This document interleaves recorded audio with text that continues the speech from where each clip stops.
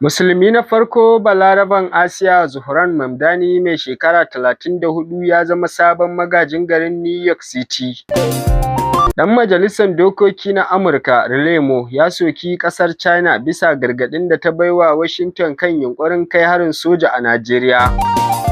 Tinubu ya buƙaci 'yan Najeriya su kwantar da hankalinsu akan barazanar Amurka. Gwamnan jihar Kano, Abba Kabir Yusuf ya bayar da tallafin ababen hawa ga dakarun tsaro da ke yaƙi da 'yan bindiga a wasu sassan jihar. Mai sauraro, Assalamu alaikum, barkanmu da sake saduwa da ku a wannan tasha mai albarka. Yanzu ga cikakkun labaran duniyan.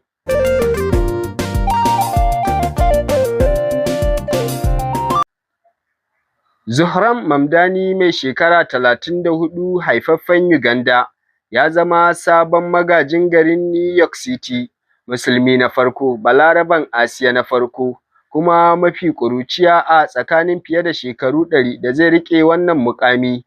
Ya doke tsohon gwamnan jihar New York Andrew Cuomo mai zaman kansa da ɗan jam'iyyar Republican Curtis Sliwa. Mamdani, wanda tsohon ɗan majalisa ne daga yankin Queens, ya yi suna bayan ya lashe zaɓen fidda gwani na jam'iyyar Democrat da kashi 12 cikin ɗari.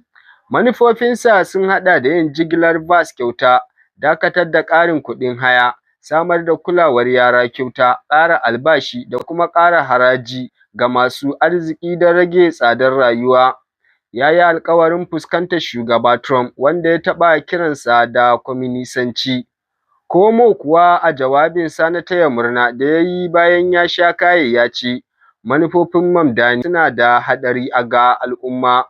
Kodayake wasu sun soki rashin ƙwarewarsa da kuma goyon bayansa ga Falastinu, yawancin matasa sun jefa masa ƙuri'a saboda begen da yake yaɗawa da kuma yadda yake hulɗa da jama'a a kafofin sada zumunta. Fiye da mutane miliyan 2 suka kaɗa ƙuri'a, mafi girma tun a shekarar 1969, wanda ke nuna sabon salo a siyasar New York City. Ɗan majalisar dokoki na Amurka Riley Moore ya soki ƙasar China bisa gargaɗin da ta baiwa Washington kan yunƙurin kai harin soja a Najeriya, bisa zargin kisan gillar da ake yi wa Kiristoci. Ya jaddada cewa Beijing ba za ta iya tsara mana me za mu gudanar a manufofin harkokin waje na Amurka ba. A cikin wani saƙo da ya wallafa a shafinsa na X a ranar Talata, Moore ya nuna goyon bayansa ga matsayar shugaban Amurka Donald Trump wajen kare Kiristoci a Najeriya. Ya ƙara da cewa, ba za mu ɗauki wani gargaɗi da China ke mana ba, alhalin ana kashe Kiristoci a Najeriya. Shugaban ƙasar Najeriya Bola Ahmed Tinubu ya yi kira ga 'yan Najeriya su kwantar da hankalinsu, yana mai cewa gwamnatinsa na ɗaukar matakan da suka dace don tabbatar da ingantaccen rayuka da dukiyoyinsu. Yayin isar da saƙon, shugaban ƙasar jim kaɗan bayan ganawa da shi, ministan yaɗa labaran ƙasar Muhammad Idris ya ce, shugaban na yin duk wani mai yiwuwa domin inganta tsaro a ƙasar. Mun tattauna batun barazanar da Trump ya yi wa ƙasarmu, kuma shugaban ƙasar barazanar cikin tsanaki, inda yake ƙoƙarin fahimtar da ƙasashen duniya irin ƙoƙarin da yake a ƙasarsa wajen magance matsalar tsaron ƙasar, inji shi cikin wani bidiyon hirar ministan da gidan talabijin na ƙasar NTA ya wallafa. Ministan ya ce ko sauya shugabannin tsaro da Tinubu ya yi a makonni 2 da suka gabata na da nasaba da ingantuwar tsaron ƙasar. Bayyana Najeriya da ƙasar da ba a girmama addini ba daidai ba ne. Kundin tsarin mulkinmu ya tanadi cewa kowa na da damar yin addininsa ba tare da tsangwama ba, inji shi. Ya ƙara da cewa shugaban nan yana nazarin waɗannan abubuwa cikin tsanaki, kuma da yardar Allah wannan abu zai wuce. Gwamnan jihar Kano Abba Kabir Yusuf ya bayar da tallafin ababen hawa ga dakarun tsaro da ke yaƙi da 'yan bindiga a wasu sassan jihar. Cikin wata sanarwa da daraktan yaɗa labaran gwamnan Sunusi Bature Dawakin Tofa ya fitar, ya ce gwamnan ya ba wa dakarun da ke yaƙi da 'yan bindigar da addabar wasu ƙananan hukumomin jihar Alhaji Abba Kabir ya sanar da bayar da motoci 10 ƙirar Hilux da babura 60 ga dakarun tsaro da ke yaƙi da 'yan bindiga a jihar, tare da jaddada ƙudurin gwamnatinsa na ci gaba da baiwa jami'an tsaro goyon baya wajen yaƙar ayyukan 'yan bindiga a faɗin jihar. Matakin na zuwa ne a lokaci da babban kwamandan rundunar ta 1 ta sojojin Najeriya da ke Kaduna, Manjo Janar Abubakar Saddiƙ Muhammad Wase ya kai ziyara jihar domin duba dakarun da ke yaƙi da 'yan bindiga a jihar.